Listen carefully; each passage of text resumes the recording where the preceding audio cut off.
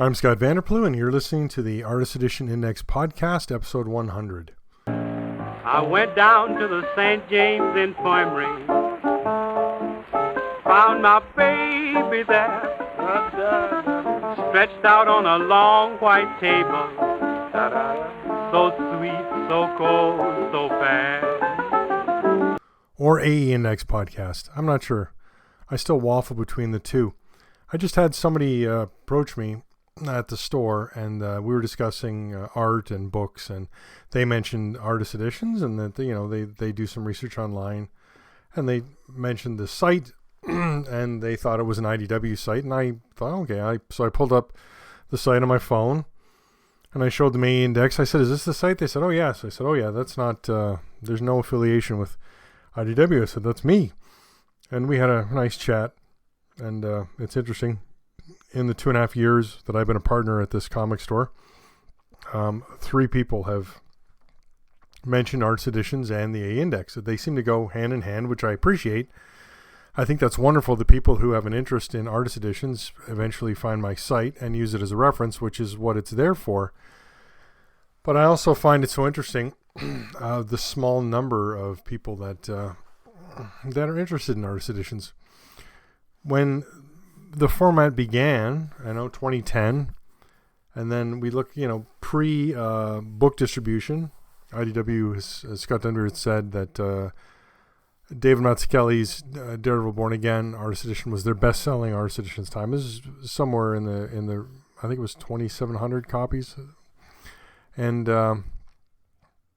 now 10,000 is the target number or more if they go back to another printing. And the market has really expanded, allowing Amazon and other book distributors. IDW is now carried through Penguin Random House for their Artist Editions. Image carries their Vault Editions, and now the Act for Publishing Artist Editions through Simon & Schuster. And other companies like that. The direct market exclusivity has been sort of eliminated, and thankfully for that, because otherwise you're limited to just what is available from a local comic store, right? Or maybe a comic store website. But it's nice. It's nice to hear somebody say that they appreciate the site and they get a use out of the site. And it sort of made me think. This is podcast episode 100, so I didn't start the site with the podcast. The podcast began. I had to look it up. My first podcast was on the old Comic Book Daily website, and it was November 4th, 2016. So it's a good number of years later, 100 episodes. I missed a few months here and there, not a lot. And the podcast format really hasn't changed. I've done some things. I think I'm a little bit more dynamic, but not to the extent where I'm garnering a whole new audience. And maybe that's the way it should be. It's an interesting article. ICV2 was Rob Sawquick's referenced it, a podcast interview of Heidi MacDonald and what is the death of comics journalism, which made me immediately think of what is journalism, and journalism is reporting the news. What is news, right? Because can we really, and then what is a newspaper? Yes, it's impossible to present without your spin on it, in my mind. And then I thought, I thought back to something that Tom Spurgeon had written, and I actually reference it on my website. Tom Spurgeon wrote years ago, actually. Hold on, let me see if I can find this, if there's a date on this article. Nope, site's dead. There was an online publishing theory I read around the turn of the century where the author suggested that informational sites would be rotational rather than foundational. He claimed every generation would build its own version of the hardcore information sites according to their proclivities and abilities to present information. That does seem to become kind of coming true. Let's not leave aside our enjoyment of sites that are frequently useful, like this one compiling all you want to know about the Artist Edition books. And that was his link to the AE Index, which I was very thankful for. That and Scott Dunbar's constant support of me and the site, I've greatly appreciated. And I like to think that I've also supported the Artist Edition format and the Artist Editions. But it was 2013 when it's a trip down memory lane. That's right. I was not going to do this extensively, but then I just realized I am going to do it. 2013 is when I started the web page called Artist Edition, Gallery Edition, Original Art Archives Index. And no, I'm sorry, it was 2014 I started that. And then 2016, was it 2016? Oh my goodness, I'm such a disaster. I think 2016 is when I started the this site, and there's a simple way to check that. I'll go to pages on my website, all pages, because the first page I updated was a format books index, and that was published on 2017. Okay, so June of 2017. I'm sorry, wow, July of 2017 is when I started aindex.org, but it was in 2014 that I started the index page, and then evolved from there. And you have to think, we've come a long way from that first artist edition. And what have I learned from that? Really, it's interesting because let me reference back to the poll we did this month. And it's basically the same question that's been around forever. And that was, what do you do with the cardboard cases, mailers, AE format books come in? And the number one vote was keep the books in them. Number 2 vote, keep them in storage just in case I want to sell the books. Number 3, throw them away or recycle them. Number 4, use the paper for arts and crafts. I like that. 3 votes. And 1 voted, repurpose them to store original art. They actually do store original art nicely. And then, this sort of hallmarks that back to what Tom Spurgeon said and back to the site, because here I am. I don't know. I've done a monthly poll for years at this point. People coming every month. Maybe they're getting bored, but I have 76, 86, 90. I have 97 votes. So in 2 weeks, I got 97 people to vote on this poll. That's it. Years on, if I go back to that previous page I was looking at, years on, I look at my analytics, and let's just look at an example of this week. This week, my best day, I had 338 visitors with 906 views. So I'm still averaging, 2 point something. And the worst day this week was 191 visitors and 446 views. So 2.34 views per visitor. My best day was 2.68 views per visitor. And that 2.85 is my best views per visitor. And that's the numbers have gone up. There's no question. If I look at my stats, I see those slowly rising. But I often wonder to myself, it doesn't greatly increase. So how many are regulars still coming back, and how many are still new people coming to my site? Right. That's really, is it constantly just Google searches? Right. Then that's I'll give you that information actually. So, in the last 30 days, 69.4% of the people who came to my site came from organic searches through Google. 18.8% came direct, so they knew the URL they came. 5% came via email, so that is strictly my Saturday afternoon email mail out. And then 2.7 other, 3.9 organic social media. Crazy. And that has been fairly consistent since I've been statting and tracking stats from 2017. So, 7 years, we'll say, 7 years in, 7.5, and just sort of stayed level. I mean, have we increased Artist Edition readers? Possibly. But it's, I still say that the average Artist Edition buyer buys 1. Gets their favorite artist. Maybe gets 2, right? Loves the format, loves something else, and sticks with it. And then just doesn't, enjoys the size, enjoys looking at the art. Maybe it's their favorite artist, but then they don't move on. They don't say, "Oh, this is, I like this format. I'm gonna get other stories like this." They, maybe they'll pick up another one.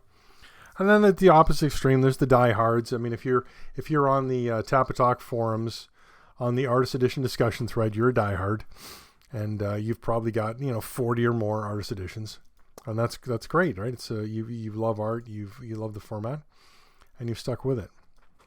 But we don't, like as I said, I don't seem to be increasing the numbers to something substantial. And back to that Tom Spurgeon quote, with such a narrow focus, maybe I won't be finding that.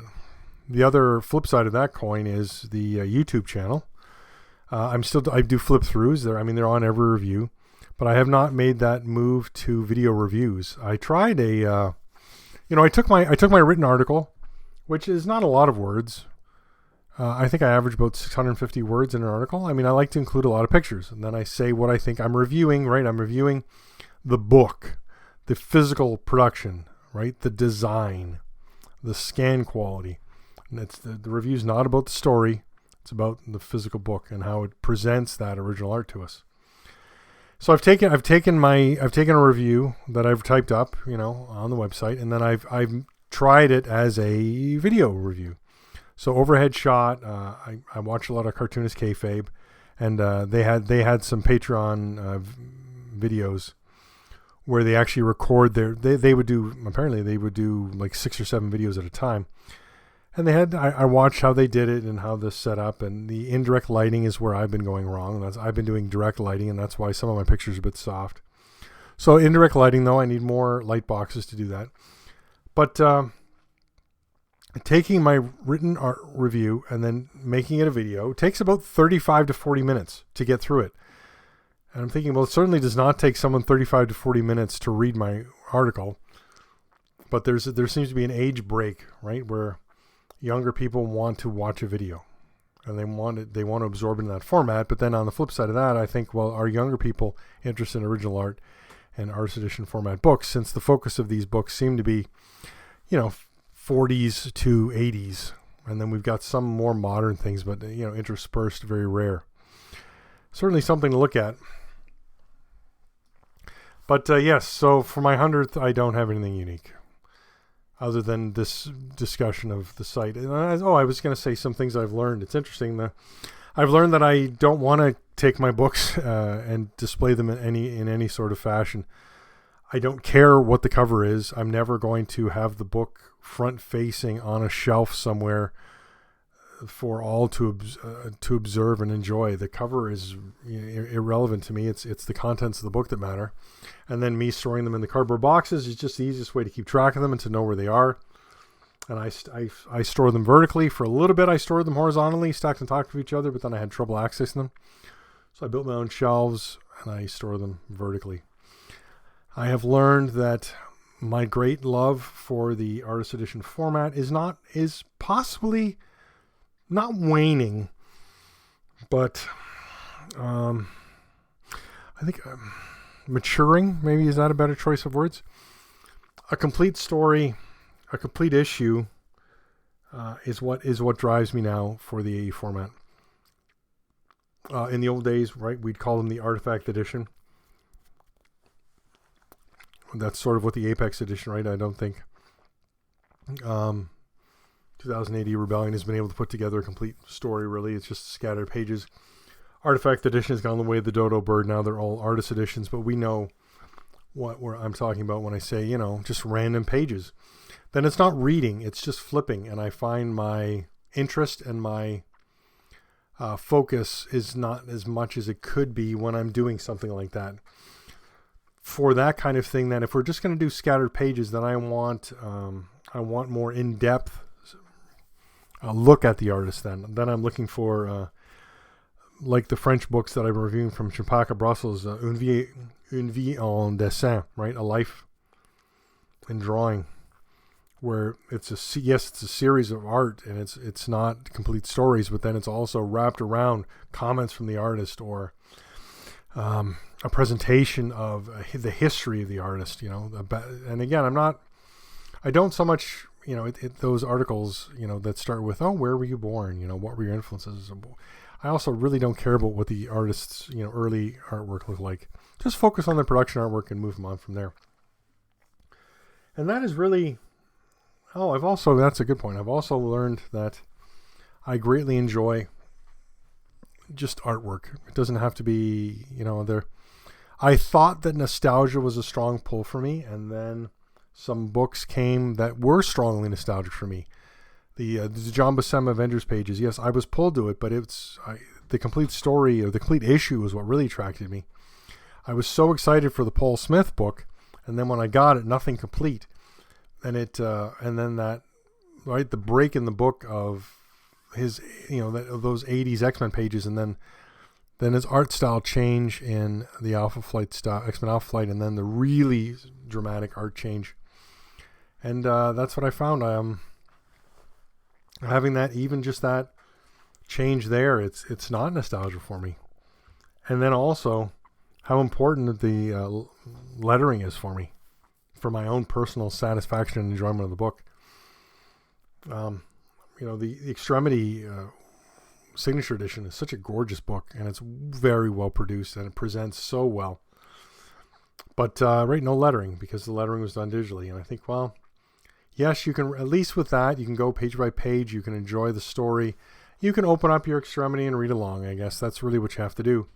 And that's really no different than what I'm doing with the French books. But again, that's what I really enjoy about foreign AE format books, and specifically the bande dessinée and the Franco-Belgian books, right? They are complete stories. They're whole albums, and maybe they're more than one album.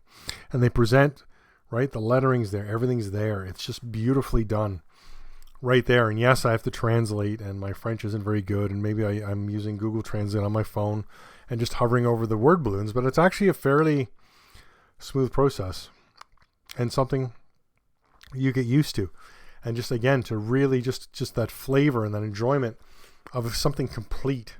And I understand that, we've had the AE format has been around 15 years now, and that low-hanging fruit and those complete stories aren't around as much anymore in English. But then we look at, there are opportunities, but we seem to have stumbling blocks, right? Where we've now I don't know how deep I'm going to get into what was covered on the site this month. Maybe I'll get to it. But the third Den book was just solicited through from Delirium. It's now on Ulule because Kiss Kiss Bank Bank was purchased by Ulule. So it's still crowdfunded, and it's obviously funded the first day. But here's a third Den volume where the art was scanned, completely scanned by Jose Villaruba, presented for the new Dark Horse volumes, but we've got no English Corbin Arts editions. Why not? Clearly it's all available. It seems to be some sort of licensing issue somewhere, because the Corbin estate is clearly willing to allow foreign editions, right? The Delirium's only allowed to publish the original art in French.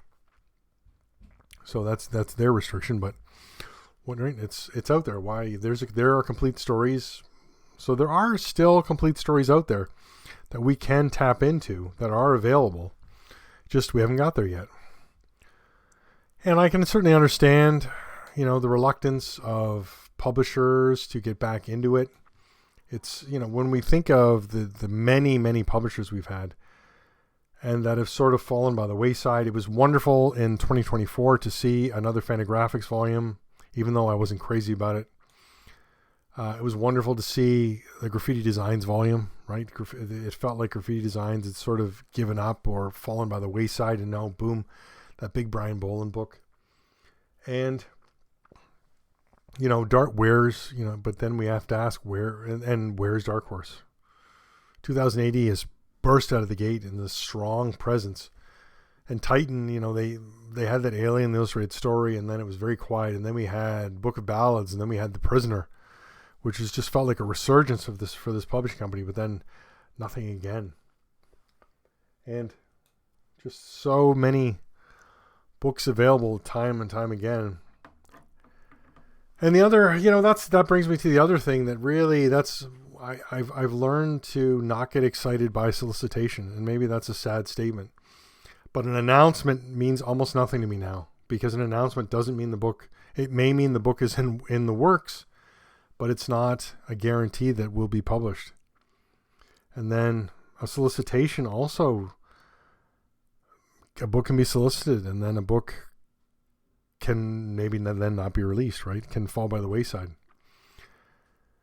So I've sort of tempered myself or checked myself in that the longing and the desire for these things, right, is that excitement of the announcement is palpable, but then there's the wait or the never happening. And then by the time you actually get the book in your hand, it can be somewhat of a disappointment.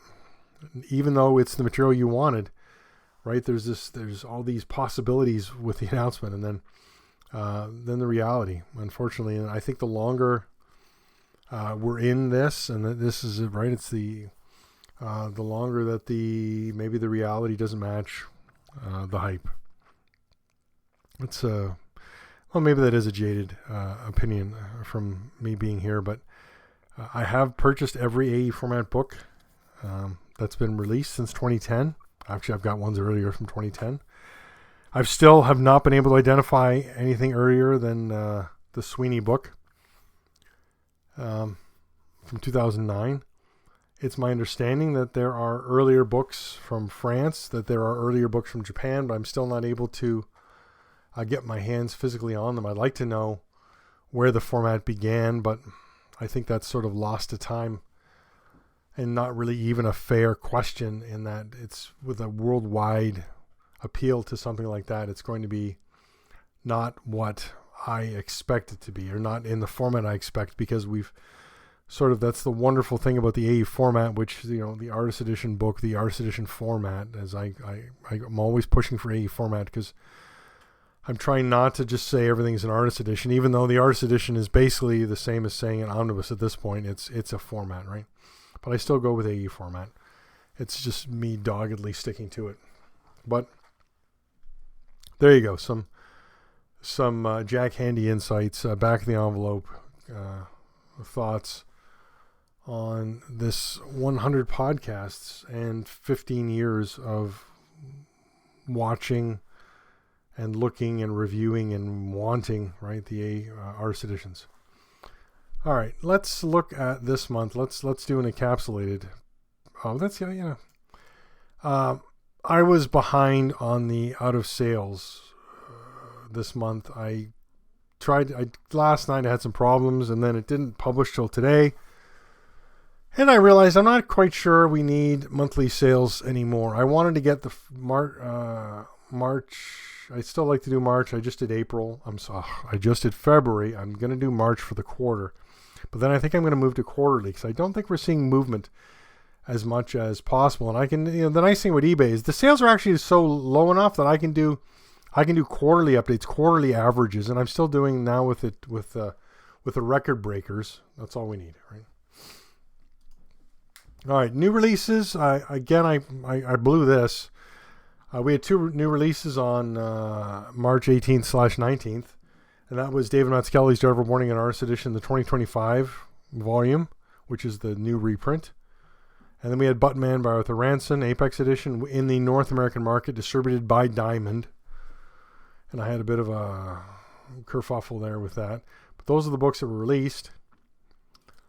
And then we had some wonderful new solicitations. Again, the March 2025 crowdfunding was Den 3, Les Enfants des Feux, Children of the Fire.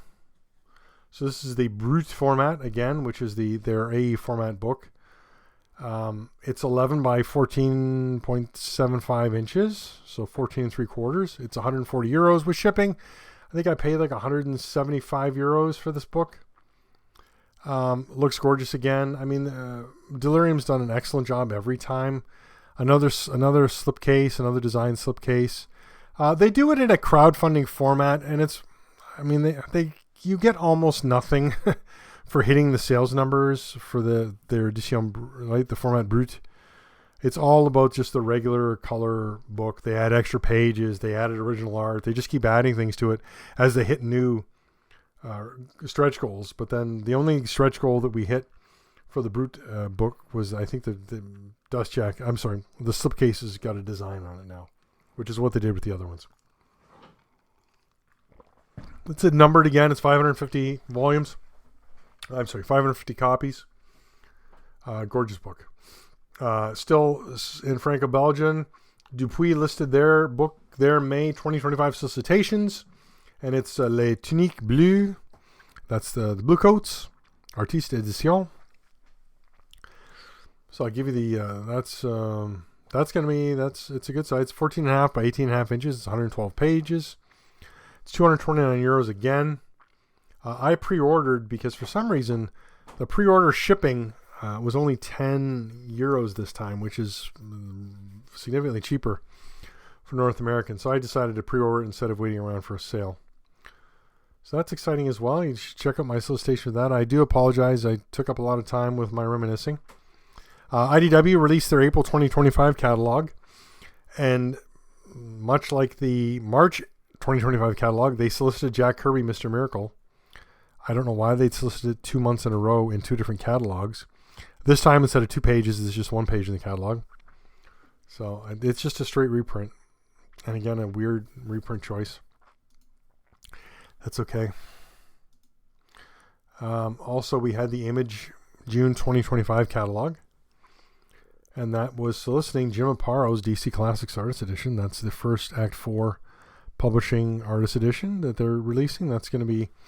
So a couple of interesting spins on this, and one of the spins is it's being released in comic stores September 17th, and it's being released to the book market September 30th. So I order my copies through the book market through Simon & Schuster, so my copy I'll be getting September 30th, unless the good folks at Act 4 Publishing sent me a review copy. Hint, hint, nudge, nudge. That'd be great. And the other big news is that there's a direct market cover. So if you order through the direct market, it's a direct market exclusive cover, only available via Lunar, because Lunar is the distributor for Image. You get a Spectre cover, which it looks pretty cool, I gotta say. I actually like the Spectre cover more than I like the Batman cover. So this has been solicited previously. We've read about it before. And it's going to be... it has been updated. It's 216 pages now. Over the original solicited over 175 pages. So that's exciting. All right. I did do a big article called Covers, and More Covers. Well, big, relatively speaking. That was I released that on the weekend on Saturday, and that I did an interview with Scott Dunbier. I wanted just to talk about covers, and we talked about some other things, but my audio was not my audio. My interviewing form was poor, and I actually it was just bad. So I could not do a video interview. I actually had to transcribe it and do a written interview, which actually worked out better because I had also sent some questions to Walt of Walt's Comic Shop because he has a retailer exclusive cover. And that was the announcement in my article here as well. And I asked Scott Demir about that as well. So he's got a cover there. He solicited that. It's exciting. DCBS, which Discount Comic Book Service, also has a exclusive cover, but for some reason they haven't posted the image of it, so I'm not quite sure how or what they expect to sell if they don't show the cover.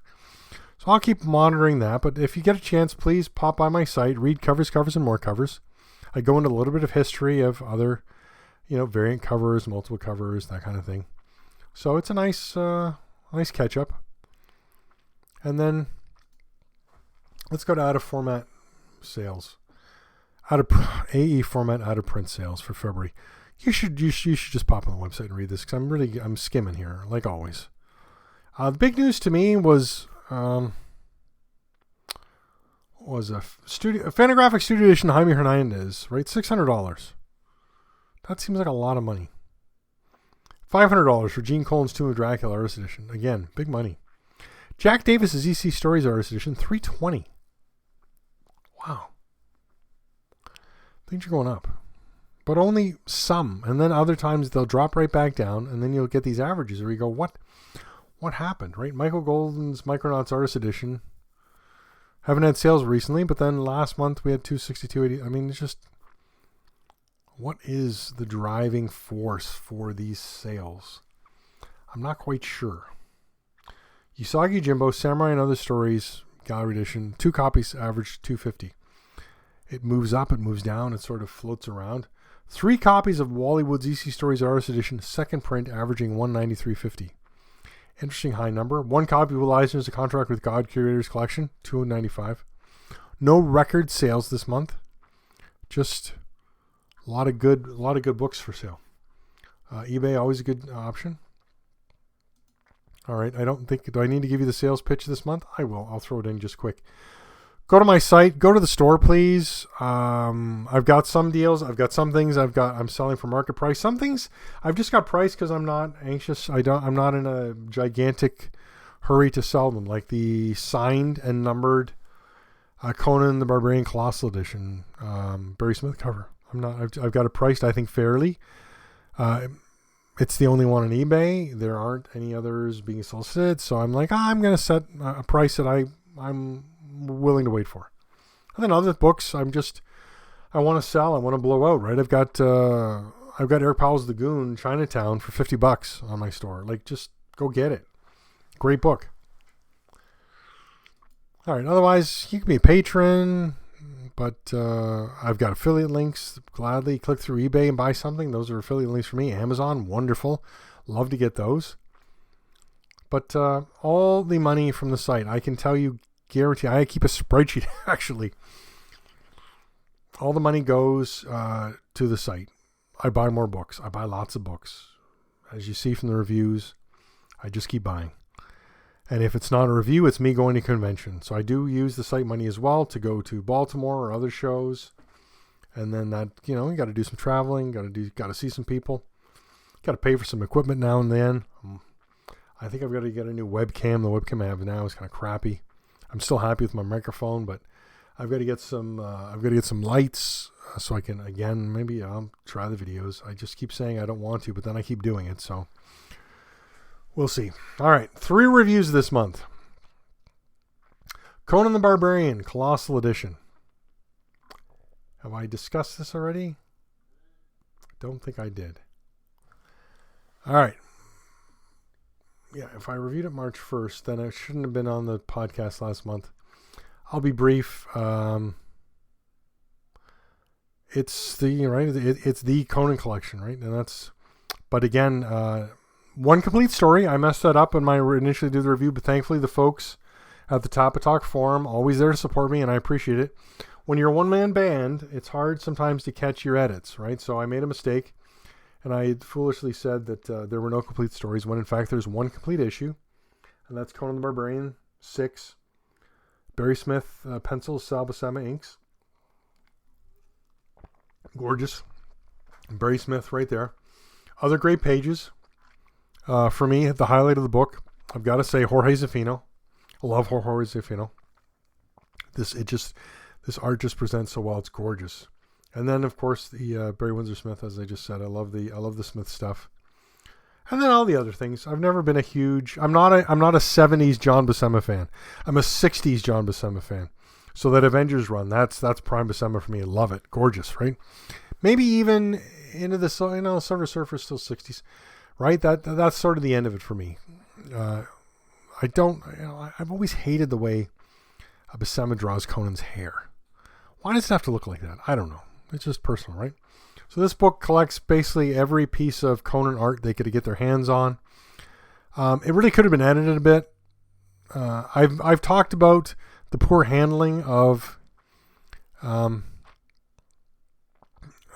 Pug W and possibly Zoop in getting this book out. I think it was a disaster, but that's the book's out. If you're buying the book, it doesn't matter. It doesn't matter all the things they did wrong, because now it's just about this wonderful book. And I've already had some controversy from people where I've said that Ian Chalgren advanced the A format with 3 key design elements, right? Table of contents, where he features the pencil, the inker, the title, the issue number, the year publication. He's just giving us the goods. And then we see, right? So that's fairly unique for a table of contents.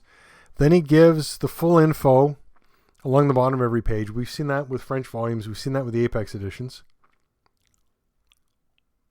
right? And then he's got these chapter breaks where he gives a biography, which works wonderfully for singular artists, doesn't work as well for groups of artists, right? So we see that.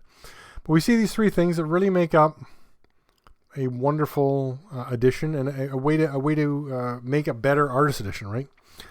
Or better AE format book. And that's the beauty, right? We've got years of AE format books to look back on and say, what is it? What is this design about? What about this element? You know, I'm keeping my notes on those things because I never want to give up that hope that I will get to making my own AE format book of newspaper art, because it's, again, completely underrepresented. But can I do complete stories? And if I can't do complete stories, can I do one-pagers where you don't need a complete story, right? You know, whether it's Gasoline Alley or it's, just basically anything. Little Nemo, right? I want to present something that you can just read and enjoy. I don't want it just to be random pages of newspaper strips. I still want to present like something complete, or at least something that you can enjoy page after page. And what would I want to see out of that? Here I go again, right? This is, again, the reflection of the time. I love just a straight art cover. I think Dupuis and the Artiste Editions, I think that full art with the cloth bound quarter bound cloth spine.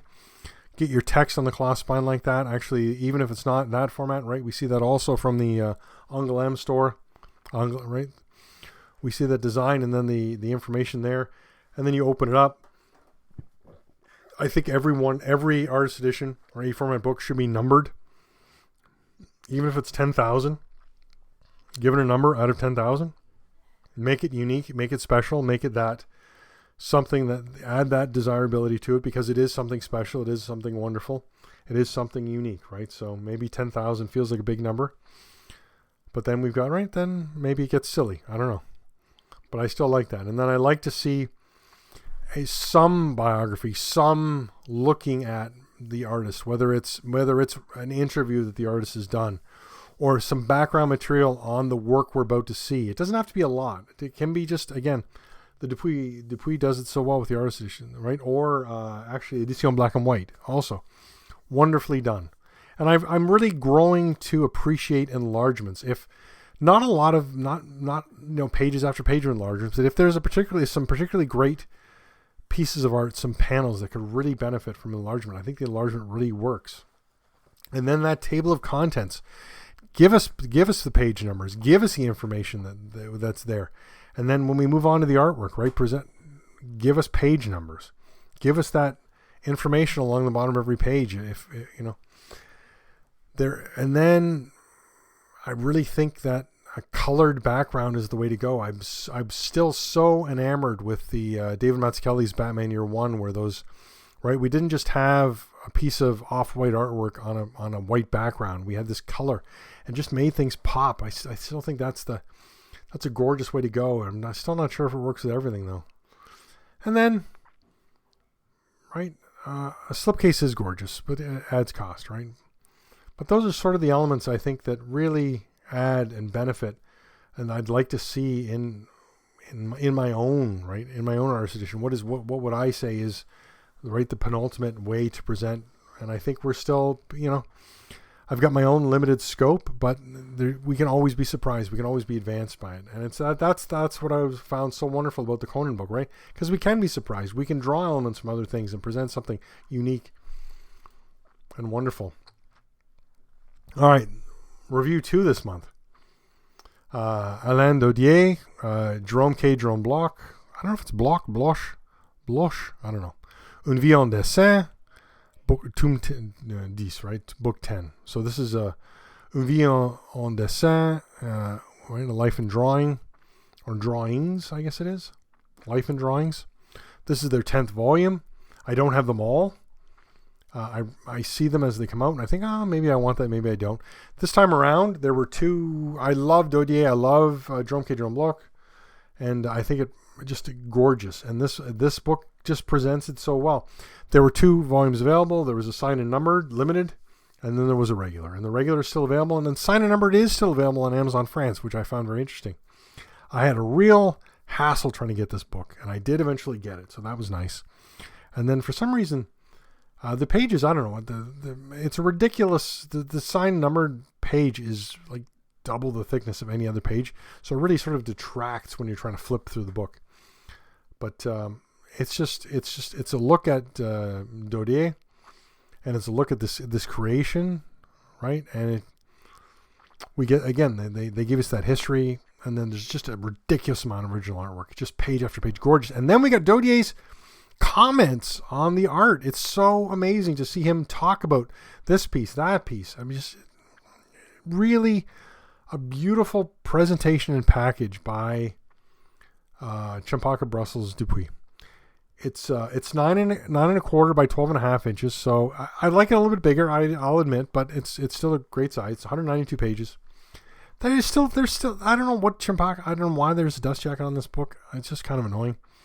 The dust, they do a unique dust jacket for the signed and numbered, so maybe that's why they still have dust jackets, to keep it fresh, to keep it visually different from. So your signed and numbered is a clearly different book because dust jacket is different than the regular. So I don't know. Anyway, you should definitely check out and get his. It's interesting. I'm going to draw back to the person who came into the store because they said, "Oh, you like the site? Yeah. Oh, he uses it for reference for the work." And then I said, "Do you look at the French reviews?" And he said, "No, I didn't know you had French reviews." So, and then I look at my stats and I see, United States is still my top country because I actually look every day. I'm you can't help but be obsessed. I'd look at my stats maybe like 3-4 times a day just to see how things are going, how'd that new article do. And I look at my stats and I see, United States is first, but many, many, many days. Second is either France or Spain, or it was Norway one day. It's other countries looking at this stuff, and I think they're coming and they're looking at the English books, but they're also looking at the French books, right? Because they're doing the same thing that other people do when they look up an artist edition. They're looking up a title and they're seeing that there's not a lot of coverage, and there's my site, and maybe there's a YouTube video or two, but that's it. It's just there's a real lack of coverage on these books, and I gotta understand that in this day and age, right? How many eyes can we get on this stuff, and how many eyes do we need on this stuff? Well, my consistent numbers, as I said earlier, seems to be that there's a rotating group, but there's a ceiling. All right, last review: Button Man by Arthur Ranson, Apex Edition. Now here's another book where the solicitation put me into a fever pitch. And I love Arthur Ranson. And he's got he uses photo reference, man alive, a lot. And it's very obvious. And sometimes it can get a little heavy. But I really wanted to see his art. And then I saw the samples. And then I'd ordered this book through Diamond. I mean, I'm a partner in a comic book store. I'm ordering any book I can through my distributor so I can get them at cost and not have to pay full cover, right? But there was a problem with Diamond. They're still going through these bankruptcy things, and for some reason this order didn't go through. So Diamond had no extras of this Button Man by Arthur Ranson. So this book came out in December from the publisher. It was available in Europe since then. I patiently waited. The solicitation date was January. Then it was later. Then it was March. Then it was firm for March. And then I check my Diamond order, and I'm not getting it. So now I'm like, ugh. So I go to the 2080 website. I'm going to order a copy, and I think, for the extra money, I'll order the signed and numbered slipcase. I love Arthur Ranson. I get the slipcase. I get the signed and numbered. I get the book, and I got to say, I was overall disappointed with it. Good presentation, good packaging by 2000 AD. But the painted, right, Arthur Ranson painted on the pages, and there absolutely is a difference between the painted page here, the scans of the painted pages, and the printed book. Because I've got the Button Man trade that collects the first 3 stories that actually are collected in this book. Unfortunately, nothing complete in this book again, so we can't even follow along, and they chose to remove, I believe it says they removed the lettering so you could enjoy the artwork. So again, you can't read through it. As a comic, you have to sort of enjoy it as a series of images. And I was disappointed. I guess I would have. I don't know what Ranson's artwork looks like not painted, because he sort of painted everything. I mean, I think Shambhala, which is that Judge Anderson story, I think that's black and white. So hopefully, fingers crossed, we'll see some other Ranson artwork, maybe black and white Ranson artwork. That'd be amazing. But so by the time I paid shipping and paid full pop for this thing and got it over here, it was in my mind, it was just way too much money for what I got. I do compare I compared the book to my trade paperback, and you can definitely see the colors are deeper, they're richer. They really do present much, much better. But to see elements of again, because they're painted, yes, there's some gradients, but I don't know. Check out the review, check out the flip through, form your own opinion, right? And if I want to say one thing of 100 episodes of the podcast, of being so focused on this format for so long, is I do all this so that you can go on the site and form your own opinion. I want you to decide if you like this artwork, you like this book, you like how the gradients present, you like that you like to see the blue pencil, that this is something that you want to own, that you want to treasure. And that's really the whole point of A Index, so that you can go and you can have an informed decision, that the information is there to you and you decide. Thanks for joining me for this 100th podcast. Again, the podcast is just a small part of the site. Really, my focus on the site is the written word, is the website, is the reviews, is the articles, right? This is a quick summation. This is you getting my flavor, if you of an expression, right? I'm adding my flavor to what's there, but stick with it. Form your own opinion. Thanks, and hopefully you'll hang around for another 100.